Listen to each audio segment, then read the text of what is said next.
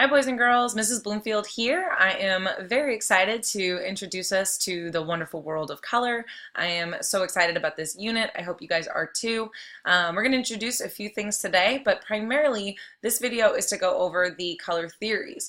That way you guys can be introduced to it before we go into class next week. But also, if you ever have any questions about the color theories and you want to do some review, this video could be very helpful for you.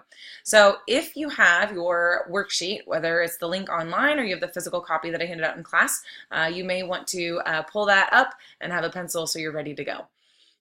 The first thing that we're going to talk about in class when we get back is what the world would look like without color. And I'm going to share 3 examples of how I think the world would be different without color and what I would be sad about. And I'd love for you guys to be able to be ready to share in class what 3 things that you think would be impacted the most in your life if the world were seen in black and white and not in color. So for me, it would be just nature around me for flowers or plants. My second one is sporting events, and I think it would be crazy to see if we didn't have sports colors. Would people still paint their faces with black and white if it really didn't mean that they were bleeding the colors of their sports team, whether it's Duke or Broncos or Patriots or Lakers, whatever the sports team would be. So I think sports. And then my third, I think for me, if the world didn't have color, would be food. And I would really miss seeing the colors and the vibrancy of the food on my plate. I know when I look at pasta and rice and bread, I just kind of get depressed and it just isn't very pretty. It's all brown. So for me, I can't imagine seeing the world not have black and white or not have color. So think about what those 3 would be for you. I'm excited to hear what you think in class. Moving on though, I want to share I hope and pray that throughout this unit, you guys are thinking and learning about color in such a way that you would be able just to recognize what a creative God that we serve. And I think for me, I realized what this looked like in my life when in Nebraska in the fall, the color of the leaves would go from green to yellow to red to purple even. And it just made me stop and worship and give glory to God for being the most creative being and just thanking him for making this world, because he didn't have to make the world in color, but he chose to. And then when I get to art school and I think about, man, he made the parrots in the primary colors and then certain animals in complementary colors and the sunsets in warm colors. All vocabulary words, we're coming to that. But I just know that we serve such a creative God, and my hope and prayer for you is that throughout this unit, you would be able to come to notice and appreciate and also worship the God that we serve. So that's one of the thoughts I have for you. And again, we'll talk more about that in class. But let's go ahead and jump right into it. This is your color wheel. Today we're going to learn about the primary colors, the secondary colors, and what we call the tertiary colors. And from there, we're going to learn about color theories that we use when we combine them together. First things first is, you may have heard of this, we divide the color wheel in warm and cool. Why do we do that? We're inspired by nature. The sun is hot, so we call them warm. In the winter, the snow, everything kind of looks cool. So we actually get this from the temperature of the world and the nature around us. Primary colors are the ones that are found from nature and from what we mix everything else up. When you have red and yellow and blue, those are the primary colors. This might be the one that you already know. Maybe you learned this in elementary school. You might have even already learned about secondary colors. Our secondary colors come from when we mix 2 of the primary colors together. So maybe you've learned this as well. What happens when you mix red and yellow? You get orange. What happens when you mix blue and yellow? You get green. And then what happens when you mix red and blue? Then you get purple.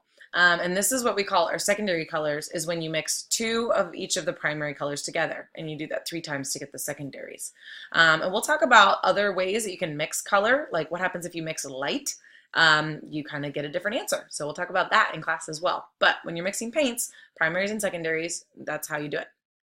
Now, the next category could kind of be confusing, but it doesn't have to be. A tertiary color is basically when you take one of the secondary colors and one of the primary colors that are next to each other in the color wheel, and they create this color in between. It's kind of like a half step, if you will, like in shoe sizes when it goes halfway. That's kind of what your tertiary colors are. So when you're looking at the color wheel, if you have yellow and you have orange, you don't actually have to change the name at all. The tertiary color is just called yellow-orange. And then you keep going all the way around. Orange and red, one primary, one secondary, you get red, orange. All right, and then all the way around, and you see that there's all these little intermediate or tertiary colors in between each of the big primary and secondary colors. All right, so primary, tertiary, primary, secondary, tertiary. Lastly, we're kind of going to discuss our color schemes or color theories, and I'm going to break these down by way of relationships that we have with people. So in the notes that you're taking, don't just write down also what the color theory means, but then also if this color theory were a person or people, what would it look like? So the first one we're going to talk about is called monochromatic. But before we talk about that, you need to know that each color has a different, many different ways that we can describe it. These colors here on the color wheel, these are all the true hues of a color, as you see on this outer ring. That's the true hue, so the most vibrant that it could possibly be. Then the tint is if you take white and you mix it to that hue, then you're going to get a lighter color. A tone is when you mix gray with that color, you're going to get a duller color. Not necessarily lighter, maybe sometimes, but more dull. And then the final category we call a shade, and that's when you mix black. So mixing black to a color makes it a shade, mixing gray to a color makes it a tone, mixing white to a color makes it a tint. And if you don't mix anything to the color in its true form, it's called the hue. All right, so when we look at, and here's that in written form as well, when we look at colors and the way that you mix them, and we look at monochromatic, I want you to think about monochromatic being a person.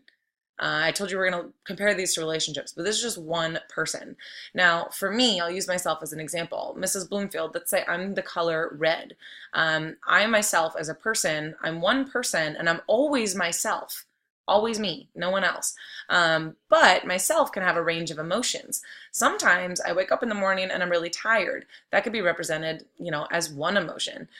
When I am really, really happy or really excited, that could be another version of me, another part of who I am. I can also be really tired or sad, maybe really depressed about something. Maybe I'm really irked or frustrated or confused. Maybe I'm hurt.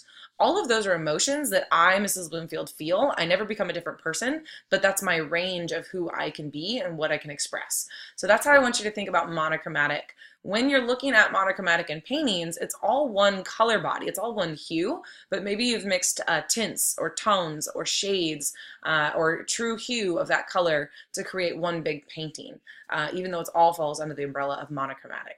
All right, so with Mrs. Bloomfield continuing to be red, I am monochromatic. What happens, oh, here's another one, sorry. Pablo Picasso, the blue, right? Tints, tones, shades of blue. And Vincent van Gogh, sunflowers, tints, tones, shades of the orange, tiny bit of green there, still call it monochromatic. All right, complementary colors then. If complementary colors were a relationship, it would be marriage, because maybe you've heard the term before, opposites attract. Well, if Mrs. Bloomfield is red, then my husband would be green, because we are opposites and we attract. And so I am a little bit more emotional, right? And my husband is a little bit more logical. And that's attractive to me because when I want to be maybe thinking about my emotions and making decisions on my emotions, he can help me make logical decisions. But then I can help him in other ways as well. So that's one way that you can think about complementary colors, is that the opposites attract. So when you think complementary, think opposite each other on the color wheel. So red and green are opposites, yellow and violet are opposites. Here's some paintings that have the complementary colors. And then the more confusing one of the complementaries is the split complementary. But I really like using the relationships to explain this one because I think it makes a lot of sense and it really helps out. You can see here that the yellow doesn't actually connect to the purple, which would be its opposite. So it's kind of like complementary, but it's not. Instead, it goes to one on either side of it. If yellow and purple were in a relationship, then yellow, the guy, would ask not the girl, because it's a surprise gift, but if he wanted to know what she wanted for Valentine's Day or for her birthday, the boy wouldn't go to his girlfriend, but he would go to the girls that are closest to her on the color wheel, the best friends. And so he would ask, so-and-so and so-and-so, hey, what should I get her for her birthday? I don't know, you gotta help me out. And then they would keep it a surprise from the girlfriend, and that's why she's not included. So hopefully that makes a little bit of sense with the split complementary. You don't actually include the complementary, but you go to the opposites on the color wheel. So Vincent van Gogh had a really good example of that, as did Vermeer the Mermaid and Vincent van Gogh's self-portrait. Analogous then is we just talked about having the girlfriend here, right, who had colors. Analogous is when you have at least 3 colors on the color wheel who are side by side, and they have something in common, right? And so this is maybe your friend group. So first there's you, maybe there's your significant other, there's the significant other's best friends, and then there's your best friend group. So if you look at this one right here, you have your green, your blue, and your blue violet, and your violet. Maybe those are all one friend group and they have a lot of things in common. And then over here you have your warm colors, your yellow orange, your orange, and your red orange. A lot of times we make our friends based on if we have something in common with them. So that one is analogous. And here's some paintings that have analogous color schemes. Claude Monet. And finally, we have our neutrals or chromatics. And this is kind of what happens when, let's say we fill an entire arena, you know, for a Taylor Swift concert, and there's so many people there that you just don't know who's friends with who. Everyone gets lost in the crowd. There are no more individuals. There are no more married couples, triangles, or friend groups. Everyone gets mixed together so much that they all just become one big body of people. And that's what we call our neutrals. They've been mixed together so many times that they're so far from their true hue, they don't get associated with a real color. So this is where your tans and your khakis and your weird browns come into play. I hope that helps. We kind of have a little bit of a recap here, and then when you guys come to class, we're going to be playing some hue characteristics and some games. So we'll figure out if you are colorblind or not. If you need to rewatch this again, go for it, and we'll do some more review in class. I will see you then. Bye.